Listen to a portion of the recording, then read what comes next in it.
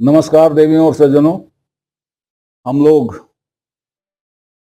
मुन्नासिमी रामायणी पर वार्ता कर रहे थे और प्रसंग चल रहा था, कहे बिना मोहि रहा न जाई, बिरही ले ले कुकुर खाई। तो बिरही का एक अर्थ तो हमने बता दिया था। बिरही वो पूरी होती है, दल भरी पूरी, उसको बिरही कहते हैं। और कुकुर आप जानते हैं।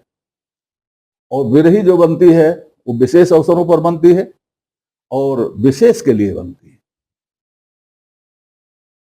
अब वो विशेष अवसर के लिए बनी है, विशेष के लिए बनी है, उसको कुत्ता खा रहा है तो कोई भी बोलेगा, दुख प्रकट करेगा, शोर मचाएगा, कुत्ते को भगाने की कोशिश करेगा। कबीर कर रहे हैं, लेकिन कोई कुत्ते की तरफ देख ही नहीं रहा, कोई बिरही की तरफ देख ही नहीं रहा है। वो खाया जा रहा, खाया जा रहा, खाया जा रहा। अब ये कुत्ता और बिरही क्या है? कबीर की भाषा अटपटी, इसको जोड़ना पड़ेगा। क्या है ये? क्या है जिसके नाते कबीर बोले बिना रह नहीं पा रहे हैं? क्या है जो कबीर अब तक समझा रहे हैं? कहते कहते थक गए। क्या कहते कहते थक गए? यही कहते कहते थक गए कि तुम्हारा इष्ट, जिसको तुम पाना चाहते हो, वो खोया कहां है? वो तुम्हारे अंदर ही है, मौजूद है। उसको देखो, उसको जानो, उसको पहचानो, उससे नेह लगाओ, उससे हेत लगाओ, उससे प्रेम करो। वियोगी बने घूम रहे हो, मिलन हो जाता, मिल जाते, हे भगवान आ जाओ, कीर्तन भजन तमाम तरह की चीजें करते हैं जैसे कि वो आ जाएंगे।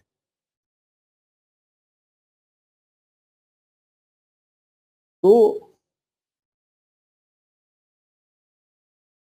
अगली रामायणी में बताएंगे कि ये आपके वियोग का, आपके कीर्तन का, आपके प्रार्थना का, आपके तपस्या का कुछ होने वाला नहीं है। बल्कि ये जो आप पूड़ियां बना रहे हो ना,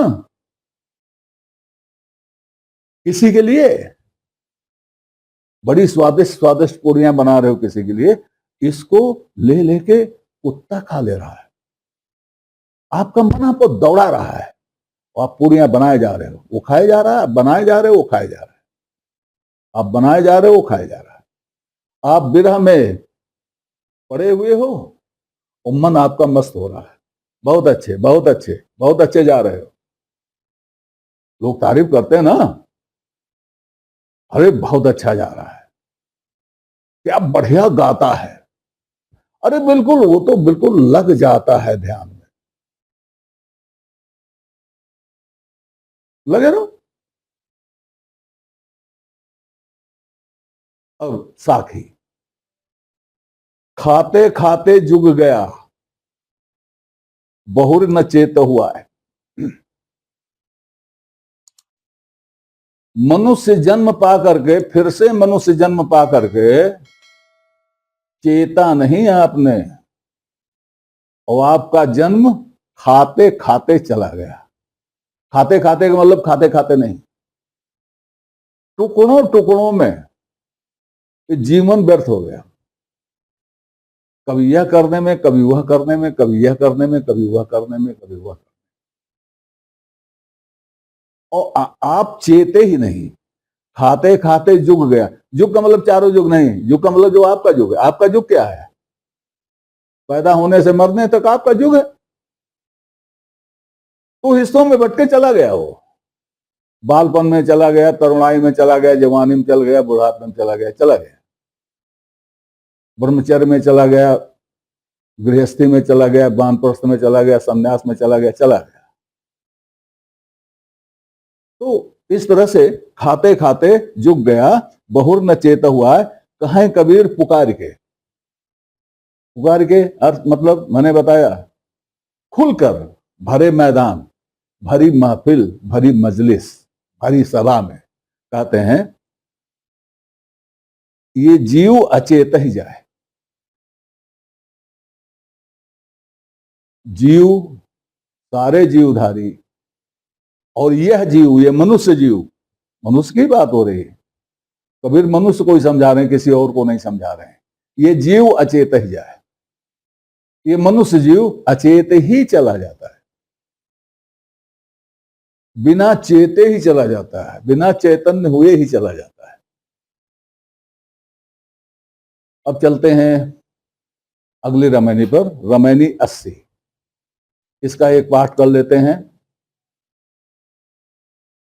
बहुतक साहस करु जिय अपना, तेहि साहेब से भेंट न सपना।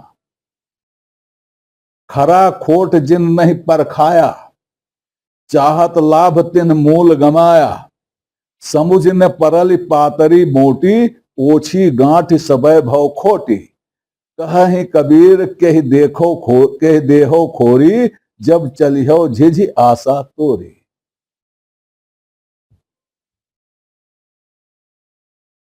मैंने बताया था कि अगली रमैनी में कुछ और बात कहेंगे, तो इसमें देखिए क्या कह रहे हैं। बहुतक साहस करु जीव अपना। हे मनुष्य, तू चाहे जितना भी साहस कर ले, तू चाहे जितना भी उपक्रम कर ले, चाहे तू जितना भी योजनाएं बना ले, तेहि साहेब से भेंट न सपना। उस साहेब से सपने में भी भेंट नहीं हो सकती।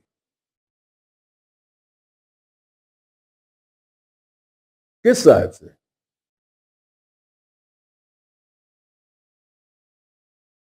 तेरे साहेब से, जिसके भेंट के लिए तू प्रयास कर रहा है, जिसके लिए तू वियोगी बना हुआ है, जिसके लिए तू रो रहा है, गा रहा है, जिसकी सेवा में लगा हुआ है, जिसको नहला धुला रहा है, जिसका पूजा भजन कर रहा है, ते ही साहेब से भेंट न सपना। सपने में भी भेंट नहीं होगी।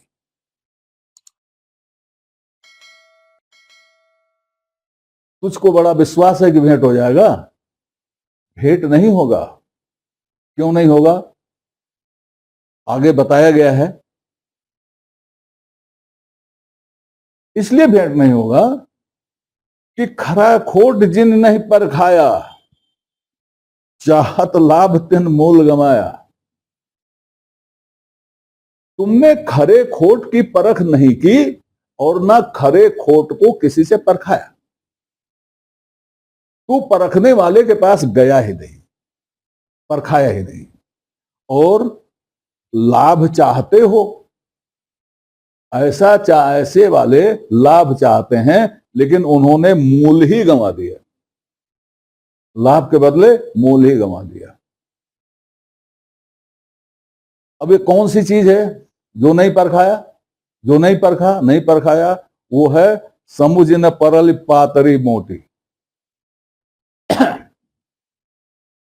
आपको दो चीजें समझ में नहीं आई। कई बार इसका संदर्भ दिया गया है, शब्द दिए गए हैं, अर्थ भी बताया गया, वही बात यहां हो रही है। समुझ न परल पातरी मोटी। मोटी माया और पतली माया, झीनी माया। मोटी माया और झीनी माया, ये तुम्हारी समझ में ही नहीं आया। न तुम्हारी समझ में आया, न किसी ने तुम्हें समझाया, न तुम समझने के लिए गए। और ऐसी जगह नहीं गए जहां की कसौटी हो, समझ में आ जाए। अब मोटी माया हम सब लोग देख रहे हैं, जान रहे हैं, और उसको छोड़ देना थोड़ा आसान है। आसान इतना तो नहीं है, लेकिन थोड़ा आसान है। उसको छोड़ के लोग चले जाते हैं। कुछ छोड़ के जाते हैं किसी उद्देश्य से, और कुछ पलायन कर जाते हैं, और कुछ छोड़ के जाते हैं मजबूरी होती है। इस मोटी माया को छोड़ने वालों में बहुत से लोग ऐसे हैं जो पलायन कर जाते हैं। और कुछ लोग ऐसे हैं जो नारमुई घर संपत्ति वाले वैसे हैं, उनके है ही नहीं तो छोड़ना क्या, चले गए। पेट चलाना है, कहीं कुछ खाना पीना है, रहना है, रहने के लिए जगह चाहिए, खाने के लिए खाना चाहिए, कप पहनने के लिए कपड़ा चाहिए, चले गए, बाकी उनसे कोई मतलब नहीं है। तो इसमें ऐसे लोग हैं जो मोटी माया को इस तरह से छोड़ेंगे, छोड़े नहीं है, इस तरह से छोड़े, जहां है वहां भी माया में फंसे हुए। आप देख रहे हो, उसमें कुछ कहना नहीं है। ये तथाकथित आश्रमों में क्या क्या हो रहा है, ये कितने धनाढ्य हैं, ये आपको शायद पता हो, शायद पता ना हो। जिस बाबा के सामने आप साष्टांग होते हैं, जो आपको कहता है कि बेटा माया माँ छोड़ दो, माया मोह छोड़ दो, उसके पास कितनी माया है ये शायद आपको पता ना हो। वो कितना मोह छोड़ चुका है शायद आपको पता ना हो। लेकिन खैर, ये मोटी माया है, इसका छोड़ना उतना मुश्किल नहीं है जितना कि पतली माया का। पतली माया क्या है, जिसको झिनी माया कहा जाता है, और ये ज्यादातर कहां बंद है, बंद क्या खुली हुई है, किताबों में। किताबों में ये झिनी माया किताबों में दर्ज है। अभी बात हो रही थी दर्शन की,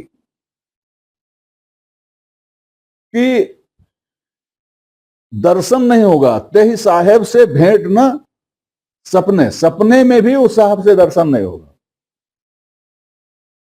हम तो ये समझते हैं कि हमारे वेद के ऋषि बहुत विद्वान थे, बहुत ज्ञानी थे, उनकी पहुंच वहां तक थी, और उन्होंने अंतरिक्ष में तैरते हुए मंत्रों को देखा और मंत्रों को उन्होंने पकड़ा, और वही मंत्र वेद मंत्र है, और यह मंत्र उनको हम समझते हैं कि किसी ईश्वर ने पकड़ाया, इसीलिए वेद अपौरुषेय हैं। उसके मंत्र ईश्वर ने अंतरिक्ष में तैराए और ऋषियों ने उनको पकड़ा, ये हमारी मान्यता है। चलिए हम इसी को मान लेते हैं। तो उन मंत्रों में कहीं ईश्वर दर्शन है? उन मंत्रों में कहीं ईश्वर दर्शन नहीं है।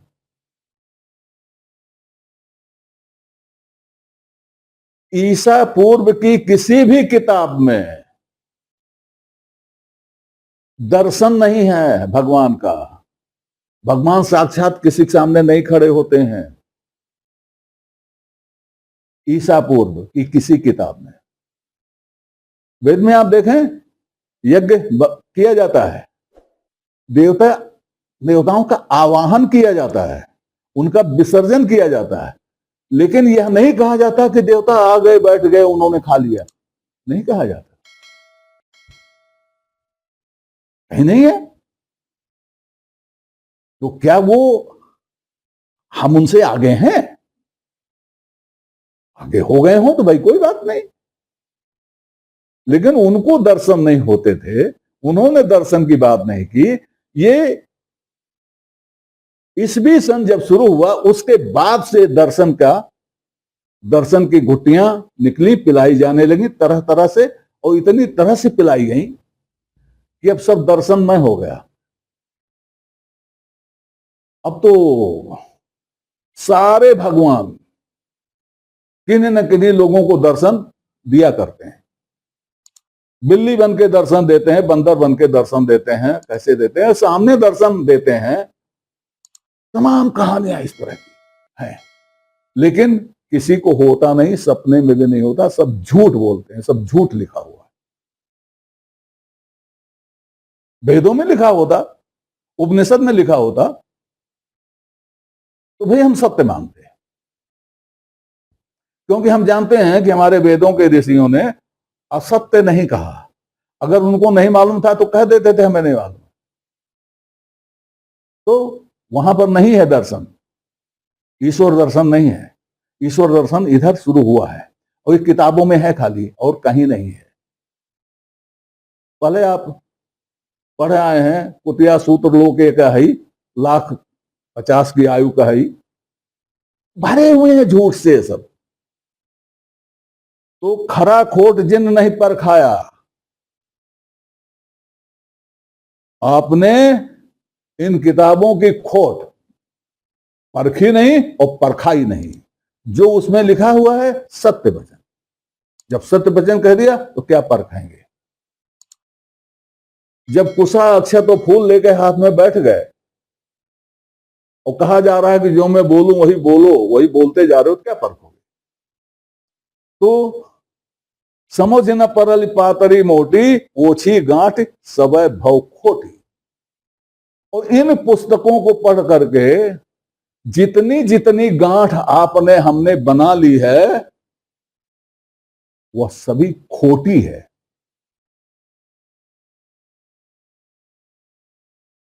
कबीर ने क्यों नहीं लिखा? क्यों नहीं लिखा? ऐसा कहने वाला लिखे कैसे? ऐसा कहने वाला किताब कैसे बनाए? जो कहता है ये सब झीनी माया है किताबें, वो अपनी किताब कैसे बनावे?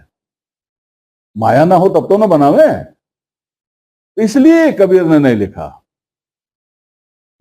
ओछी गांठ सबय भव खोटी, जितनी ग्रंथियां बना रखी हैं इन किताबों को पढ़ करके वो सभी खोट की ग्रंथि है।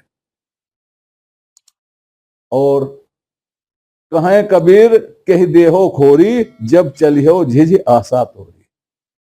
कबीर कहते हैं कि जब अंत समय आएगा, जब सारी आशा और झंझटों को छोड़ करके चलोगे यहां से, तब किसको दोष दोगे? दोष तो तुम्हारा ही है। न परखा न परखाया, गांठ बांध ली, तो दोष तो तुम्हारा ही है। तो कबीर ये कहते भाई किसको किसको दोष दोगे? दोष तो तुम्हारा ही रहेगा। तो आज इतना ही, अगली रामायणी पर आगे विचार होगा। तब तक के लिए नमस्कार। आपसे निवेदन है इस श्रृंखला को अपनी लाइक दें, इसको सब्सक्राइब करें और कमेंट बॉक्स में जाकर अपनी टिप्पणी प्रस्तुत करें, अपनी जिज्ञासा व्यक्त करें, अपने प्रश्न पूछें। यथा समय आपकी जिज्ञासाओं और प्रश्नों का समाधान करने का प्रयास किया जाएगा। धन्यवाद।